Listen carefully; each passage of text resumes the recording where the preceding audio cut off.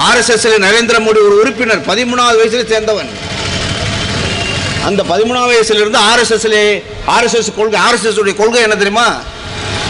இந்து மதத்தை சார்ந்த பிராமணர் அல்லாதவர்கள்லாம் அதை தெரிந்து கொள்ள வேண்டும்.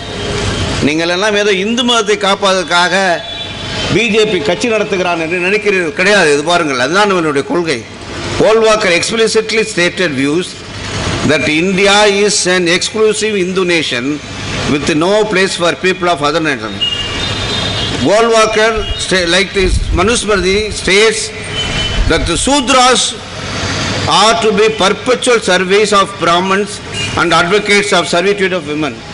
அதாவது சூத்ரனா இருக்கிறவங்க எல்லாமே பிராமணனுக்கு சேவை செய்யணும், அதை ஏற்றுக்கிட்டு, அதுதான் எங்களுடைய கொள்கைன்னு சொல்றான் கோல்வாக்கர். இது இந்துக்களுடைய நாடு.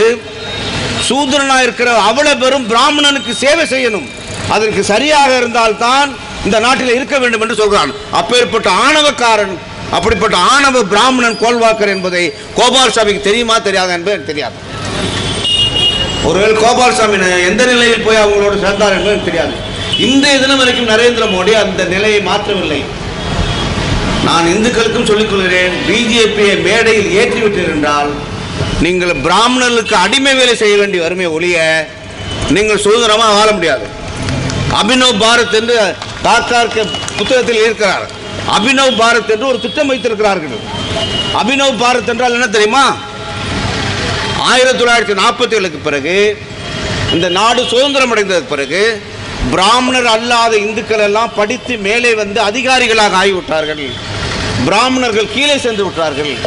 எனவே பிராமணர்களுடைய ஆதிக்கம் மீண்டும் வர வேண்டும் என்றால் பிராமணர் அல்லாத இந்துக்களுக்கும் இஸ்லாமியர்களுக்கும் சண்டையை தூண்டிவிட்டு அவர்கள் 2 பேரையும் மோதவிட்டு பிராமணராக இருக்க நாம் வந்து சமுதாயத்துடைய தலைமையை தாங்கணும். இதுதான் அபினவ் பாரத்துடைய பாலிசி. இல்லைன்னு சொல்லி பார்ப்போம். ஒரே மேடையில் வந்து ராஜா எவ்வளோ மேடைக்கு வர்றதா நான் சவால் விட்டு பேசுறேன். யாரை பற்றி யார்கிட்ட வந்து பேசுறது?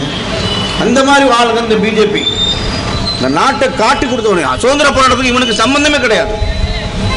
சுதந்திர போராட்டத்துக்கு எத்தனையோ இஸ்லாமியர்கள் தங்களை உயிரை இழந்திருக்கிறார்கள், தங்களது உடைமைகளை இழந்திருக்கிறார்கள். அப்பேற்பட்ட சமுதாயத்தை சேர்ந்த இஸ்லாமிய மக்கள் அவர்களை அடிமைப்படுத்த வேண்டும் என்று பிஜேபி காரன் சொல்கிறான் என்றால், அதற்கு வைகோ போன்ற பேர்வழிகள் ஒத்துப்போகிறார் என்றால், முதலில் நீங்கள் புறந்தள்ள வேண்டியது வைகோ போன்ற பேர்வழிகள் புறந்தள்ள வேண்டும்.